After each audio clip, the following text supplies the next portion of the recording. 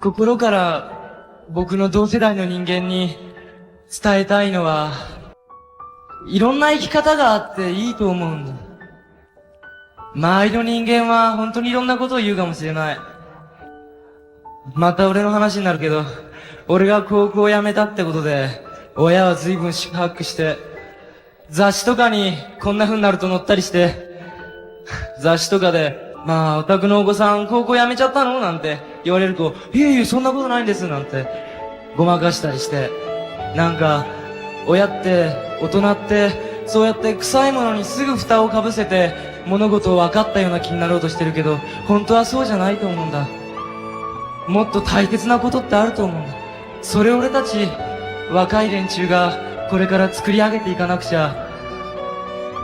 俺たち、同じような大人になってしまうんじゃないかと思うんだ。